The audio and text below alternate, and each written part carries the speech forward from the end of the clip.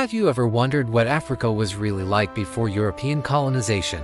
For centuries, the common narrative has been one of a dark continent, a land without history, waiting to be discovered. But that story is a myth, a powerful, damaging myth. Today, we're going to peel back the layers of that myth and uncover the vibrant, complex, and incredibly rich history of Africa before the ships arrived. Get ready, because the real story is far more fascinating than anything you've been told. Let's start by shattering the biggest misconception, that pre-colonial Africa was just a collection of scattered, primitive tribes. This couldn't be further from the truth. Africa was home to some of the world's most powerful and sophisticated empires. Take the Kingdom of Kush in what is now modern-day Sudan. Flourishing for over 1,000 years, from around 1070 BC to 350 AD, Kush was a major power in the ancient world. They were so powerful, in fact, that they conquered their northern neighbor, Egypt, and ruled as the 25th dynasty of pharaohs. These weren't just conquerors, they were master builders, leaving behind incredible pyramids in the city of Meroe. They had their own unique writing system, the Meroitic script, which we are still working to fully decipher today. They were also a major hub of trade, renowned for their ironwork and exporting gold, ivory, and ebony across the ancient world. This was a civilization of immense wealth, power, and cultural achievement. Then, let's travel west to the legendary Empire of Mali, which dominated the region from the 13th to the 16th century. You've probably heard of its most famous ruler, Mansa Musa. In 1324, he undertook a pilgrimage to Mecca that was so lavish, so extravagant, that it literally changed the global economy. He traveled with an entourage of tens of thousands of people and so much gold that his spending in Cairo caused the value of gold to plummet for over a decade. European maps from the era depicted him on a golden throne, holding a golden scepter.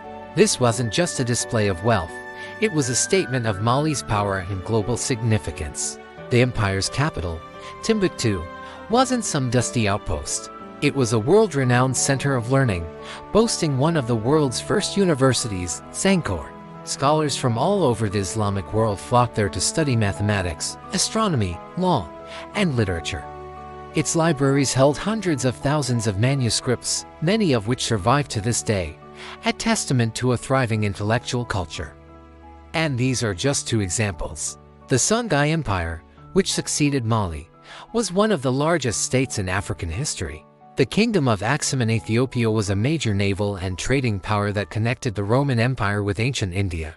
In southern Africa, the magnificent stone structures of Great Zimbabwe stand as a silent testament to a powerful trading kingdom that flourished between the 11th and 15th centuries. The scale and craftsmanship of these ruins, built without mortar, baffled early European explorers who refused to believe that local Africans could have constructed them. But they did. This was the capital of a state rich in cattle and gold, trading with partners as far away as China. Let's talk about governance and society. The idea of a monolithic tribal Africa is a colonial invention.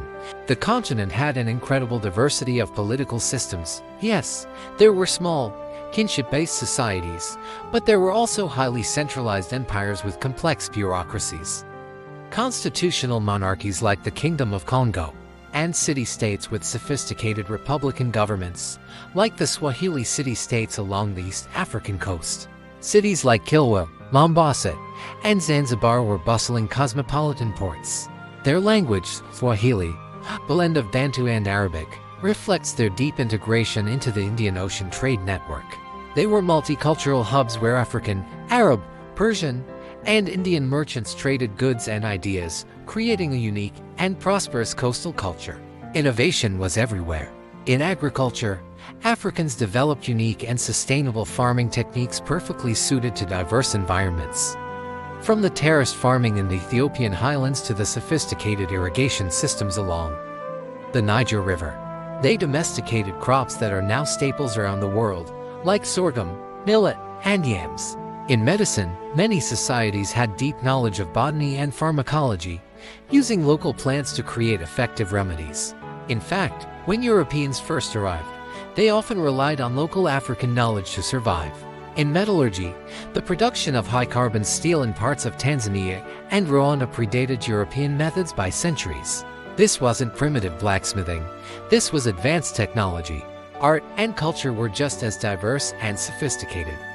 From the intricate bean and bronzes of Nigeria, which display a level of artistry and metallurgical skill that rivals that of the European Renaissance, to the rock-hewn churches of Lalibela in Ethiopia, carved from single blocks of stone, African societies produced breathtaking works of art. This art wasn't just decorative, it was functional, spiritual, and deeply woven into the fabric of everyday life, recording history, conveying social status, and connecting the living with the ancestral world. So why is this history so often ignored? The narrative of a dark continent was a convenient justification for the transatlantic slave trade and colonization. By portraying Africa as savage and uncivilized, European powers could frame their exploitation as a civilizing mission. They systematically dismantled existing power structures, destroyed cultural artifacts, and rewrote history to fit their agenda. The burning of libraries, the looting of treasures like the bean and bronzes, which now sit in museums across Europe, and the imposition of foreign languages and education systems all serve to erase Africa's true past. This historical amnesia has had long-lasting consequences, impacting everything from global perceptions to the self-perception of people on the continent and in the diaspora. But history can't be erased forever. Thanks to the work of dedicated African and international historians, archaeologists, and scholars, we are piecing together this magnificent story.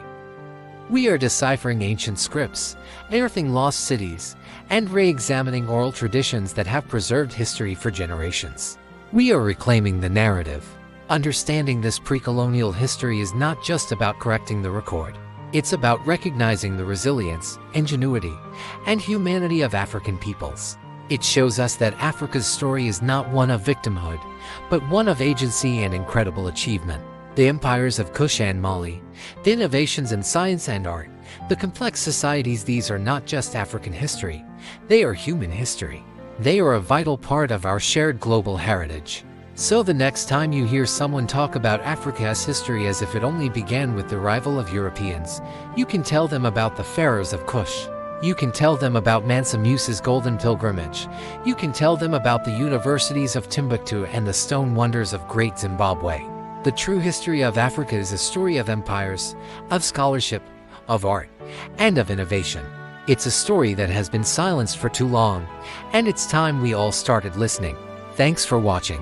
If you found this journey into Africa's past as incredible as I did, please hit that like button and subscribe for more deep dives into the histories you were never taught in school.